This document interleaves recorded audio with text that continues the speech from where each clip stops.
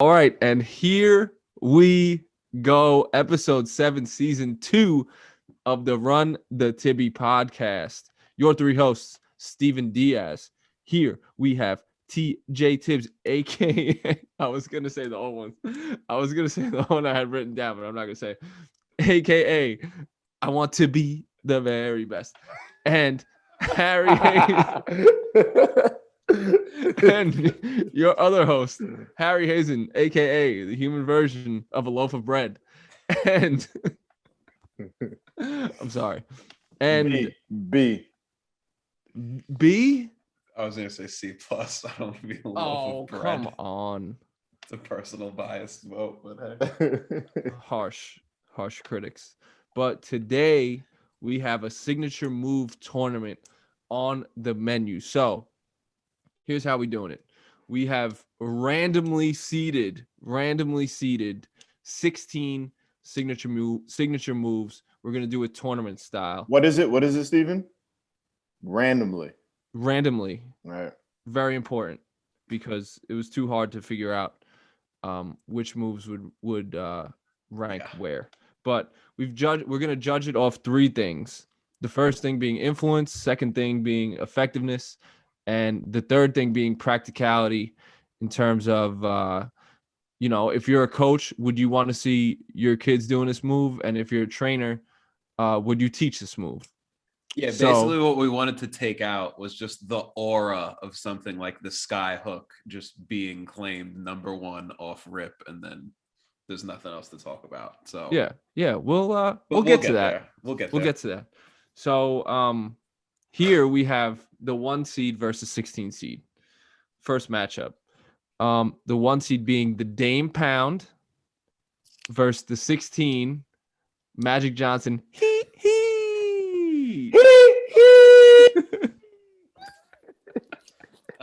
I'll let one of you go first.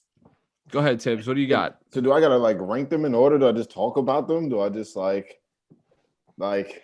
talk about whatever you want to talk about, and then give your winner based on your criteria. Well, the Dame step back, the pound dribble step back is a good basketball move.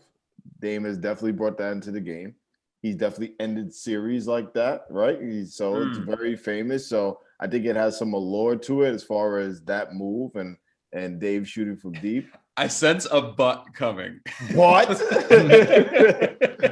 But the Magic Johnson, he is what I think when we talk about eye deception and being effective as just a passer. And Magic Johnson had several different ways to so I think the Dame step back is very static, as it's a very, you can teach that and you can put that in, but it's going to be the same. But you can have so much creativity with the So I'm going to go with the Magic Johnson. So hold on though. Based on our criteria, okay, what is it? Influence. I mean, listen. Does anybody go the Dame?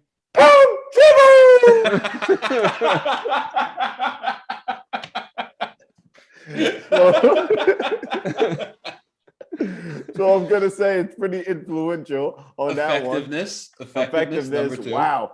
I think you can't watch a Lakers. It's the Lakers Showtime was built on the Magic Johnson.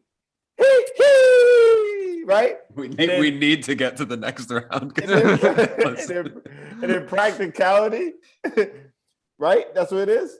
Yes. Practicality. As you are a college basketball coach, would you rather seeing your best kid or one of your kids working on a Dame Pound steps to the side or step back, or do you want them no-look passing against the wall? Yes. I want them working on their eye deception. Yes, I do, because that's all it's about. I want them working on their eye deception. So, all right, wow. Yeah, maybe it loses practicality. I don't know. Maybe 2 out of 3 ain't bad. I'll let Diaz. I'll let you be the deciding vote. I'll go now. In my opinion, am gonna vote that the Dame Pound step back makes it off effectiveness, and I think it makes it off practicality because you can use it in. I mean, I guess you can use a no look. That's really what the he is, right? It's a no look pass. No, You can use. Oh, sorry.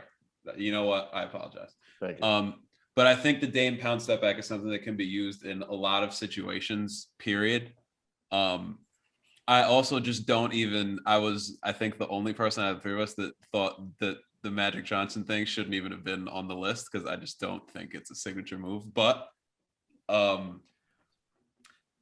I also, I mean, it's hard to say that the Dame Pound step back and its like short lifespan so far has had influence because obviously Magic Johnson had just been doing those I'm types gonna of say, passes. I'm gonna help you out here. I'm gonna say it does have influence, cultural influence, because I've seen people in men's leagues on Instagram hit like a deep shot or hit like a game-winning shot and do that. So it's kind of hand in hand. Yeah. But I guess if I had to give the Magic Johnson a nod, I would say on influence because when you look at like just guards and how prevalent no look passes have become and almost like the flashy element of some fast break plays, I guess you could attribute that to him. So I'll give him the nod on influence, but overall I will say the Dame Pound step back is my winner for this matchup. The deciding vote. Swing vote. I think the he wins influence. I think the Dame Pound is gonna win effectiveness, and I think that the Dame Pound is gonna win practicality. Oh man, I'm on with two trainers, bro. It's ridiculous. Give the people what they want. All right, whatever. Let's get to the next one. I'm gonna be honest. I could not listen to you do that for 4 more rounds. So we had to get that out of here. Yeah, we had to get that out of here. Yo, but this is all right. Whatever. I also have to say, when we mentioned the Dame Pound step back, we have to mention Austin Rivers, and that I feel like he was really the first one to really do it, to really do that move. No, that's his move. Right. That's his move, man. Like it's gone away in the NBA, but Duke, especially Winter Park, especially each one teach one. yeah. All the balls life stuff is like, come on. He's doing that move. I'm gonna go off right now. Round 2. All right, so Dame Pound. 2. Oh, sorry. Yeah. Dame Pound makes it through. So the next 2 and 15 matchup. Reminder, randomly seeded. 2 seed, we have the Jamal Crawford shake and bake. We got the shake and bake. And at the 15 seed, we got the Dirk fadeaway. AKA the Dirk away. The Dirk away.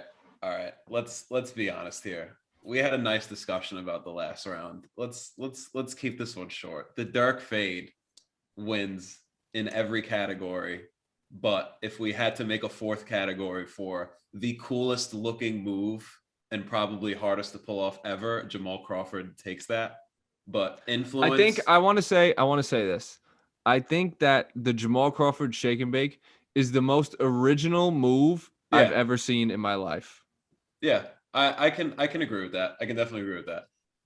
But as far as influence, the amount of other guys that have adapted like a one leg mid-range shot into their game, we could talk about that for a while. As far as effectiveness, I mean, for him, the second to none. But I mean, even for everyone else that's put it into their game, it works when you use it in the right spots. And then would I want someone working on a Jamal Crawford shake and bake? Absolutely not. Never. But you would want somebody working on a one-legged fadeaway. Absolutely. If it was from like 10 feet away after like, getting 2 feet down in the lane or something like that, yeah, I wouldn't have any problem with that. I don't disagree. So that's my answer. So you're going with Dirk? Okay. Yes. I'm also, without being long-winded, the Jamal Crawford shake and bake is every move can't be a headphone user warning. We can't do this. Listen, are you going to be a hater your whole life? Yes. So That move, incredible. And that's his move. Like some of these moves you can argue there's somebody else's move. That one you cannot argue. That is his move. You can say that for Dirk, but because other people have adopted it, I mean, it is Dirk's move. But I mean, the shake and bake is just ridiculous. But yeah, I'm gonna have to go with Dirk on this one. Yeah, I mean, like you could say that the Dirk fadeaway is like the KD fadeaway. Yeah. But which one came first? Dirk. No, I know. Are you talking about the cash doll fadeaway? A cash doll fadeaway. I guess that'll let you know when this podcast was filmed. Yeah. But anyway, back to this. I think I want the shake and bake to win so bad, but unfortunately, like coolness and swagger is just not a criteria, and originality is not a criteria. Which maybe we messed up. No, well then we would have at least 8 N1 mixtape guys in here. Yeah.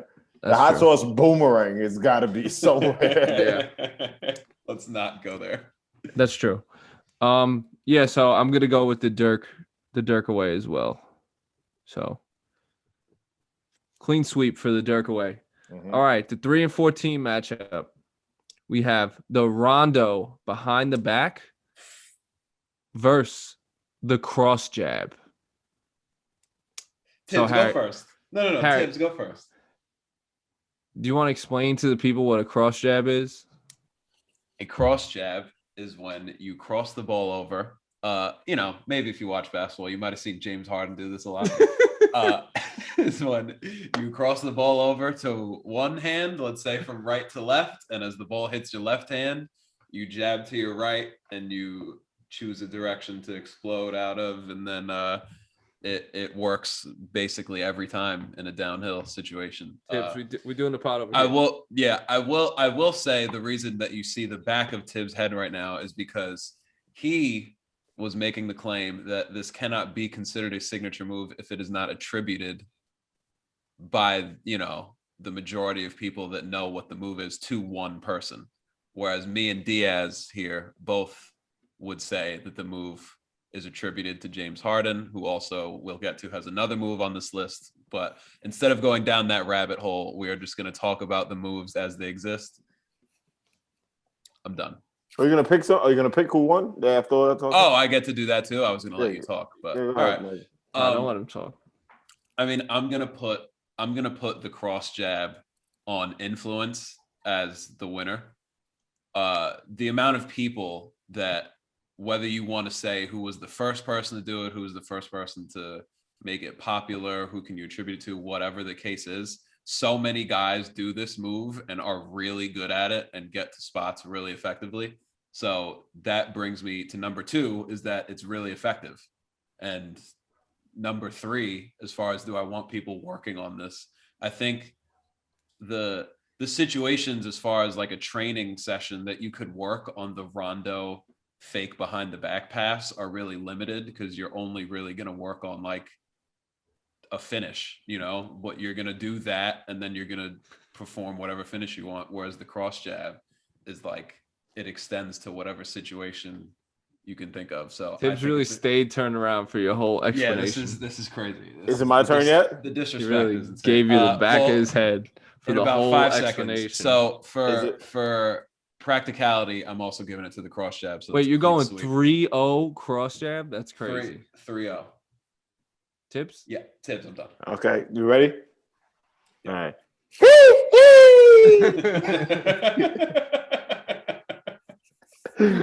So I'm gonna give it to cross jab. It's ridiculous that it's even in here because it's not a signature move. Like it goes against signature. It really does. Signature means it's somebody. We have everything we have a name for, pretty much, except for this. But anyway, without boring you guys, I'm gonna go 2-1 for cross jab, and the one that it lost, I'm gonna go influence, because I just think Rondo and his combination of his plus arms and his Kawhi Leonard hands just make it such a unique move. Like people have done, like Jason Williams, White Chocolate has done the fake behind the back pass, but Rondo's just it just looks so much differently because of his dimensions. So I'm gonna go 2-1 though in favor of the cross jab that we can't attribute to anybody because it's not a signature move. What came Can't first? wait. What came first, the Instagram trainer or the James Harden cross jab? I'm gonna Can't give wait this. for it to I'm win. gonna give this one to the Harden. Yeah. I think influence is a wash. I think that in terms of effectiveness, I'm giving the edge to the cross jab, and in terms of practicality, I'm giving an edge to the cross jab. An edge, not by much, not by much. So cross jab making it through to the next round. And here we have the 4 versus 13 seed matchup, randomly seeded. The 4 seed, the Tim Hardaway The killer versus crossover. Oh, this podcast is going to be unlistenable. Versus the 13 seed, the Harden step back. What's that noise? yo, I'm gonna send you a video where the guy who used to do the commentating for the Warriors or the Heat, I forget which team it was, whoever, and he's like, the killer crossover. Oh.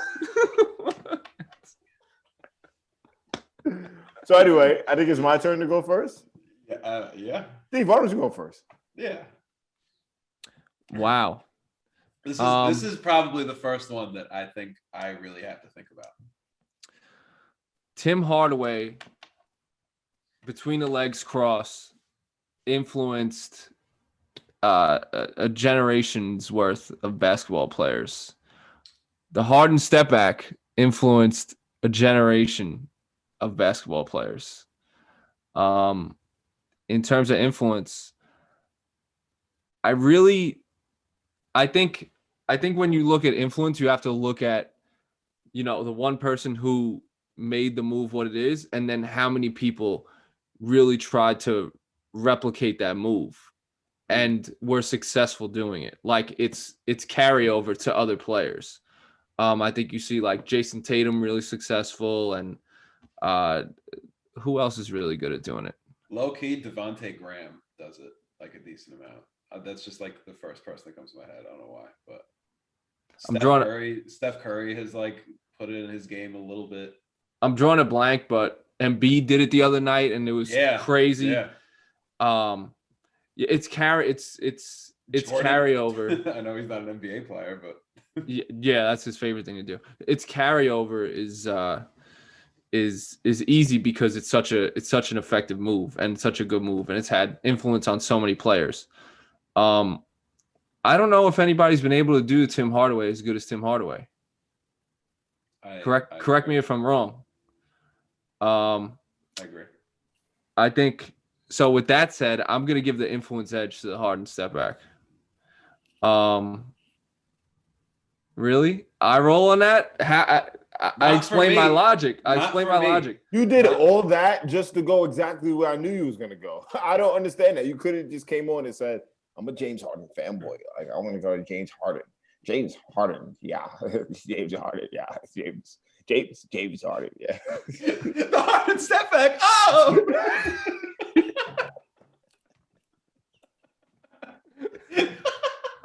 Guys loved him some James Harden, man. I'm not even like a hater. Like he didn't even finish. I didn't even finish his full round. Go ahead, man. Go ahead. This podcast is going to take 2 hours anyway. So when it comes to effectiveness,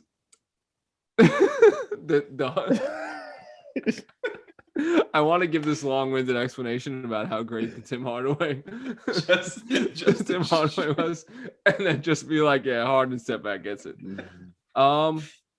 Okay, I'll give for practicality, I'll give it to the Tim Hardaway. For effectiveness, I will give it to the Harden step back. 2-1 edge to the Harden step back. I'll go last. Okay. Well, I agreed with everything you said on influence, so I'm not going to repeat it.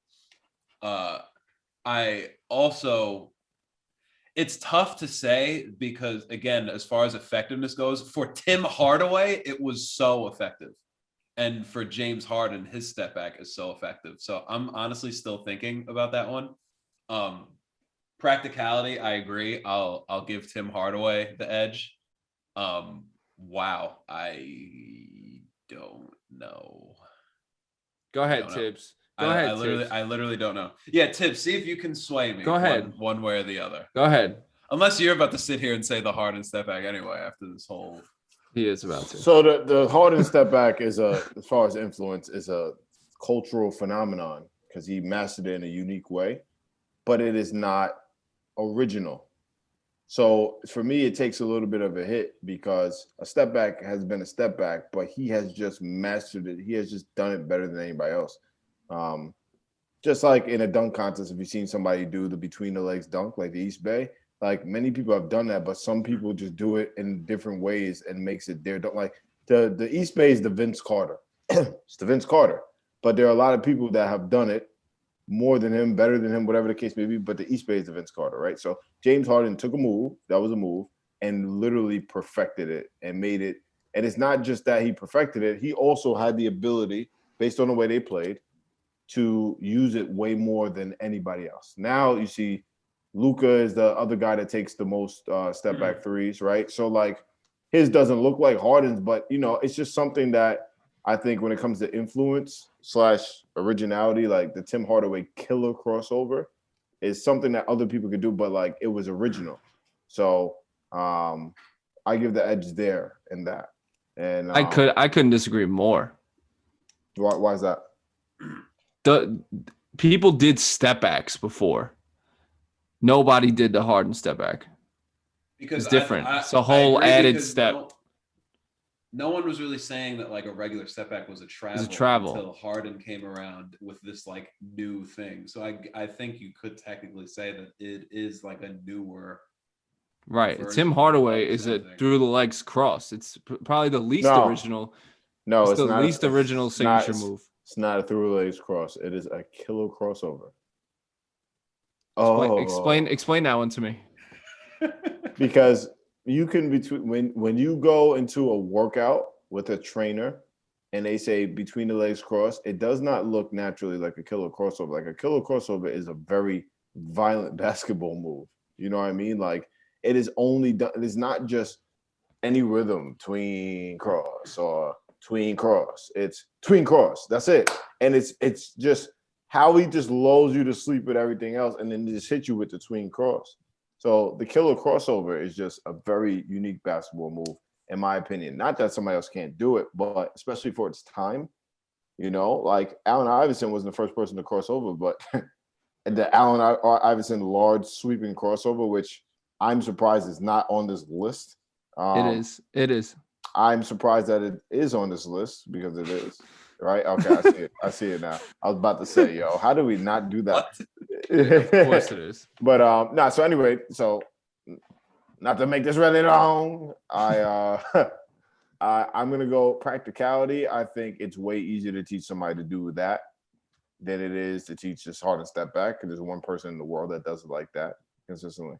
So just on that alone, I'm gonna go at least 2. For killer crossover. To respond to something you said, I muted myself and YouTubed killer crossover just to see what popped up, because the 54-second clip. If this really is the most influential thing, you would think that he would own that name as far as his crossover is concerned. And there's mad videos of Allen Iverson and Kyrie Irving. Oh, that's whack. What about step back? Other basketball players. What about step back? But if you put Harden step back into YouTube, but if you put Tim Hardaway killer crossover, what? Just put step back. Put step back. Just put step back. That's a bad argument. Yeah, that was really bad. All right, can you? It says best step backs, and it's a picture of James Harden, and then there's a movie called Step Back coming out. It's just by the way, there's a video on YouTube. If we're using YouTube as citing our sources, a video on YouTube. Who's the king of the crossover, Iverson or Hardaway? So, all right. But anyway, can you go with your pick? All right. I think the Harden step back is more effective, and this might be a stupid reason, but one is scoring and one is just going by somebody. Ew, James Harden wins the game. James Harden. Ew. Yo, why can't we love James Harden? No, you can, but just admit that's what it has to be. Just can we go to the next one? That's it. I don't think either of those are going to win, by the way. I mean, if it has James or Harden in it, it has a chance of making it to the finals. So, all right. Yeah. All right, this is what. All right, so Harden step back makes it through. We got my dogs barking in the background. 5 seed versus 12 seed. We got the Sky Hook versus the MJ Kobe fade. Tibbs loves the Sky Hook. I can't wait to get the Sky Hook the hell up out of here. So I'm gonna say most effective move in basketball. I'm gonna say the influence in terms of the influence criteria. MJ Kobe fade. Scott versus Skyhook. It's not a conversation. It is a conversation. They're both pretty influential. But based on your criteria that you mentioned before, not a lot of people have even attempted to perfect the Skyhook. There's no new version of a Skyhook that exists right now. That doesn't mean that is there a new Sky? I can't believe for the first half a second of that, I was really trying to think about what you were saying to process it. And now I'm just done talking. You want a new version of the new Skyhook? I want a new version of the new Sky. How about that? Can't argue with that. Oh! Logic. In influence, I'd say that they're both the most influential moves of all time. Hold on. I'm gonna let you finish, but how are you gonna say that when one of the moves has two people attributed to it and the other has one guy? Yo, you guys are really casual. But that goes to show the influence of the Kareem Skyhook, bro. That's how influential it was. You know what the move is. Everybody knows what a Skyhook is. All right. People be at work like this. Into the garbage can. Here we go, Kareem and Ted. You're the only one that works with garbage. That's why that take is garbage. People do the Kobe into the garbage can before. I don't think they're fading though. I don't think they're in the chair reclining back, fading away. I think it's just the whole point of throwing trash into the can. So let's not get off topic. Influence, wash. Okay. Effectiveness. It is not even close. Do not even try to argue that. Is the most effective basketball move of all time the Skyhook. All right, and practicality then. I mean, they're both not that practical. So, but if I have to say that the fadeaway, MJ fadeaway, a turnaround, a post up fadeaway is mad practical. That's a bad shot for your best guy to take.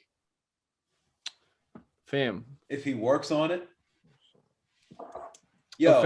A fadeaway is, come on. At no point in anyone's coaching, playing, anything career, if one of your teammates or kids takes a skyhook from 10 feet away, it's saying, yo, you're going to turn to Patrick Ewing. Have you worked on that shot? I've never seen you shoot that shot. Nah, yeah. What would make you go more? If you saw somebody on your team shoot a skyhook, or if you saw somebody on your team shoot a fadeaway. Probably if you saw somebody. I would probably love if you saw somebody shoot a skyhook. I would love to have somebody who could take a skyhook. Oh, they could take them. They could take them. They're not going in. Man, who are y'all picking, man? Who y'all picking? I'm picking. I really don't know. I'm picking the fadeaway. I know you're picking, so that makes you the swing vote. So, damn, I really. Or are you, Tibbs? Are you picking the? I have this. I have the skyhook. It's close though. It's close, but I have the skyhook. I think this is a tough. This is one of the tough. This is the toughest first round matchup. If we actually seeded them based on whatever, this probably wouldn't have been until. They're tough. No, this probably would have been 2 and 3 because I think the AI cross would have been 1. Debatable, but we'll get there. It's your opinion. You think the skyhook would have been one? I mean, I just said it's your opinion. Pick your pick, Steven. I'm gonna go in terms of practicality. I think. See, like, how different is a hook shot, a regular hook shot, from a skyhook? Is A it lot. any different? Hook shot is like from the it's like an L. Skyhook is literally just like a capital I. I don't even know what letter this is. I think the other thing Hook is shot. Like this is a hook.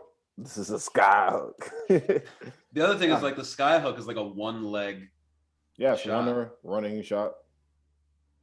I mean, if you want to make the argument that like guards kind of have to have a similar sidearm finish, That ain't the skyhook, bro. you know what I'm saying? But that ain't the skyhook. It is kind of though. It's kind of like the land hook, right? Like you're just skying all the way out in a different angle. What did PJF call his shit? What did he call it? The extendo. Yeah. Look, you have to pick. They're both unblockable. They're both unblockable and done correctly. I'm going MJ Kobe fade. Okay.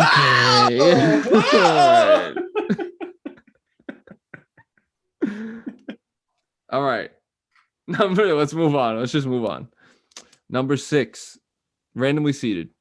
Number 6, we got the Euro step versus the 11 seed Sham God. Sham God wins influence. Well, have you ever? Well. This is the problem. This is what it comes down to for me. From New York. This is what it comes down to for me. All right, they've both been in rap songs. All right? Sham God it's unique. Only person that does that. It's not that effective. Like people can do it. I actually have done it in a basketball game before, just because I just told myself I would do it at least once in a college basketball game. But it is a niche move. It is. It's not really that effective. I'm not saying you can't hit somebody with it, but it is a niche move. And honestly, I've seen people do it greatly. Ali Mo used to be a guy that really did it, like, especially because of his length. So it's a cool move, man. It really is. It's a dope move. And shout out to God Sham God. We're from New York. But I mean, the Euro is just, I think, as good as the Sham God is. And it's not really that practical. I don't want people out there working on shams. But the Euro, I think, kills it in every single category. Like, it's just that good of a move, I think. I was gonna say this just goes back to I think it was the 2 seed mashup, if I'm not mistaken. It goes back to Jamal Crawford. The Sham God is definitely the cooler thing. Mm-hmm. It's definitely the one that you can only attribute to that one guy as far as originality. But it just in terms of wins. In terms of originality, I'd say that if the criteria was originality, the final 2 would be the Jamal Crawford Shake and Bake and the Sham God. But unfortunately, it's not what we're basing it off. And the Euro is the Euro. So we're going to go clean sweep for the Euro step on that one. All right. 7 seed versus the 10 seed. At the 7 seed, we have the Gelé versus the 10 seed T-Mac pull-up. T-Mac Hezzy pull-up. I can't believe Jelly. This is probably the worst first round matchup. This is hard to defend our good friends over. Influence? Jelly. Not even close. Jelly. Effectiveness? Effectiveness? Damn. Shit. We would have stopped at influence.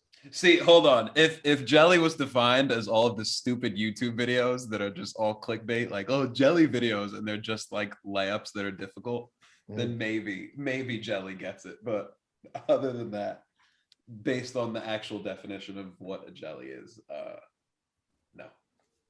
Sorry. 7 practicality. I wouldn't put in a workout, let's get 5 reps of a jelly over. Why not?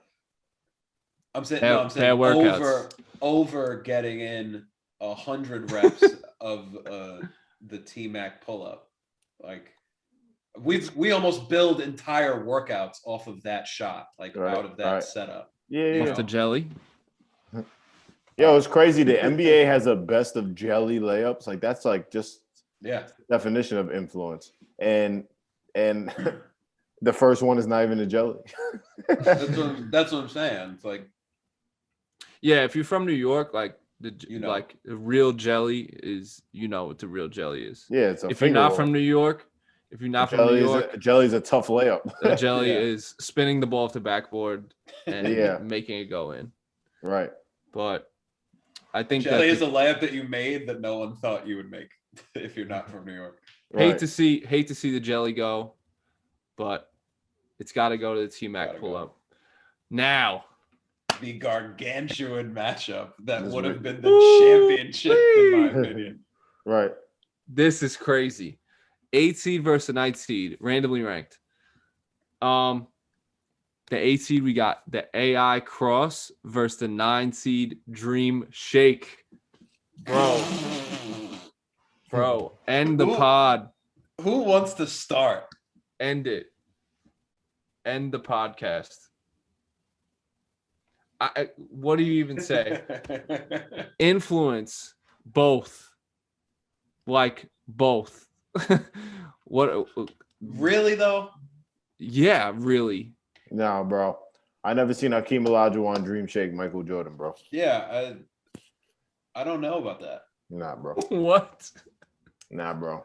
I think influence AI honestly smokes the Dream Shake.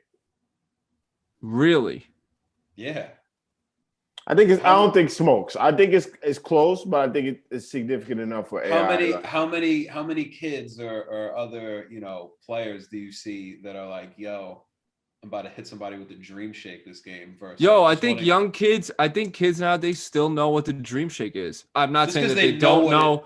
I'm not saying they don't know what the AI Cross is, but I did run a workout the other day, and I did bring up the fact of AI crossing Jordan, and out of 8 people, 3 people did not know what I was talking about. You know what? I think people more so know the Dream Shake, and they can't pronounce Hakeem Olajuwon's name. I think they'll know what the Dream Shake is, though. What? Okay, I think if Tibbs asked those same 8 kids, yo, you seen the Hakeem Olajuwon on David Robinson? They're gonna say what? Yeah, right. Yeah, but if you ask them, yo, you seen the Dream Shake? They'll be like, yeah, it's the move. Yeah. No, they wouldn't, bro. Yes, they would. Yo, how many? Let me ask you a question. How many people has Hakeem dropped with the Dream Shake? Okay, I'm gonna go with AI then.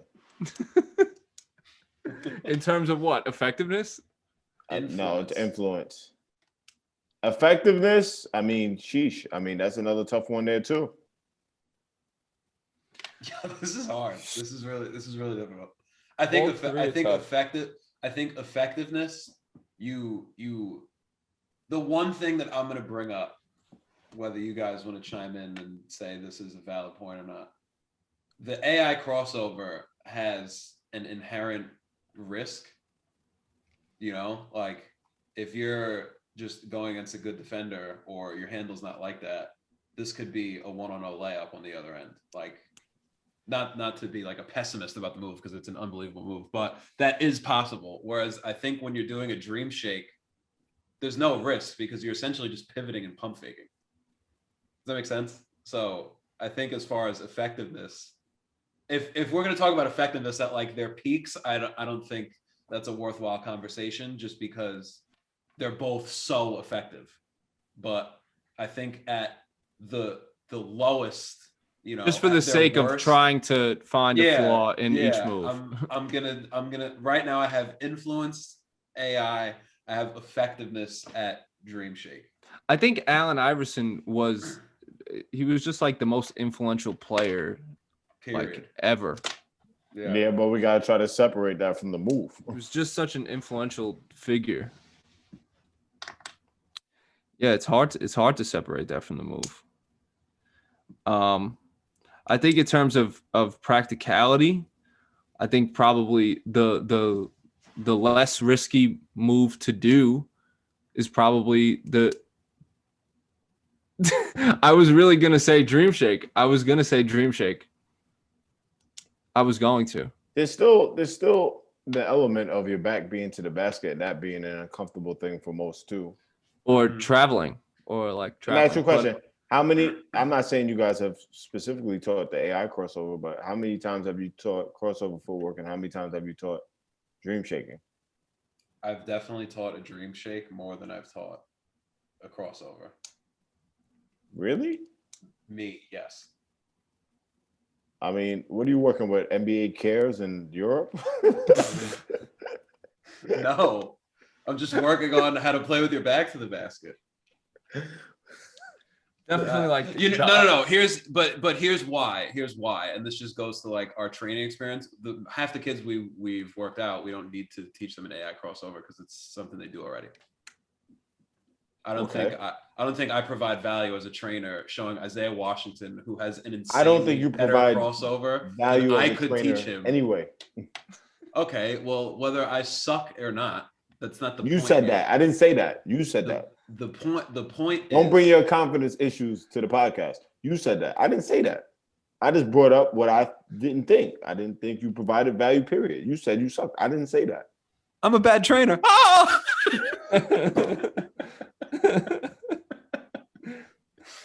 No, so anyway, that's a tangent we shouldn't go on, but I think in overall I'm giving this to the Dream Shake. That's where I'm going. Wait, you're saying that Dream Shake wins on effectiveness and practicality? Wins on effectiveness and practicality, yes. I disagree. I think the AI cross wins on effectiveness. I think it wins on practicality. Wow. So you both think it wins? If you do we all agree that it won influence? Yes. Okay, I could agree with that.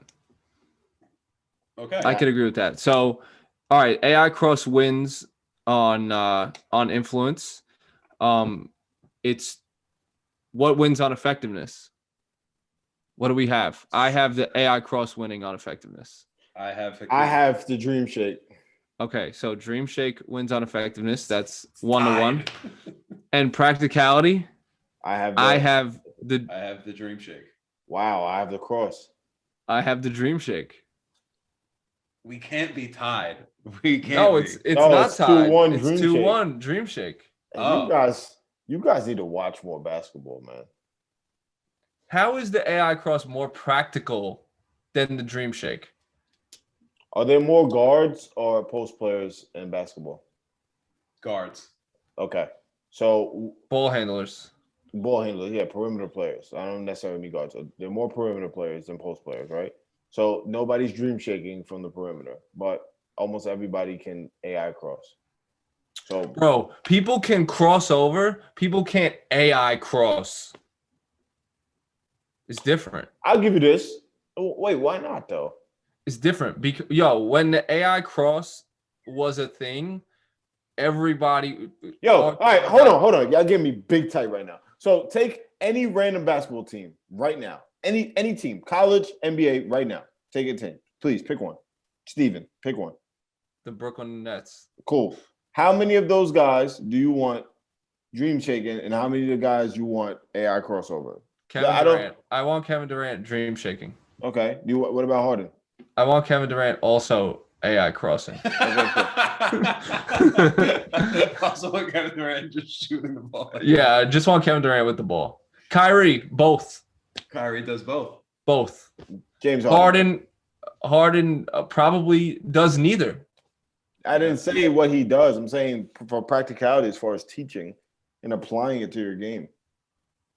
Okay, Harden would AI cross more than Dream Shake. What about TLC? Get him off the court. What about Brown? Okay, but here's the thing: if we're gonna take these like super low level black and white, like all you do is shoot and now it's a race issue. Sure. No, all you do is shoot threes and dunk. Why would I ever want you attempting an AI crossover? Whereas if you drive to the basket and get stopped, I would love for you to at least try and free yourself on a pivot. If TLC, if Luwalu Cabarro is thinking about either AI crossing or dream shaking, I want him passing the ball immediately. That's without a doubt the more practical thing to do. He would beat y'all 11 zip like I would beat Frankie's cuts. The first thing what you said is true. The last thing what you said is not true. I think I would score on him at least once. Luwalu Cabarro? So where we going? We going with the Dream Shake? Harry, I don't think you score on Cabarro. Yes. Dream Shake gets it. Yeah, I think we should wrap it up, man. I think we should let the we got That's the round next one? round. Yeah, I think we should let the viewers pick each matchup for each round. Let them pick the chip. Wow. Give some input. Yeah, why not? Because we're gonna get fried for these picks, and I hope direct all your hate and energy towards. So those hold two. on, are we doing this? Are we doing this like the All-Star game where it's 50% our vote weighed and 50% the fan vote gets weighed? Yo, I can't believe after this first round, we could figure out off air a strategy, but we could just go take it live to IG and let them live vote on it. Yo, a couple first round casualties. AI cross. Yeah, big casualty. The Harden step back. Jamal Crawford shake and bake. Rondo behind the back. What are we doing? Sky hook. We're voting the better moves to the second round. Yeah. This is a that was a playing game. We're now in the quarterfinal, so Jesus. All right, do your thing, Steve.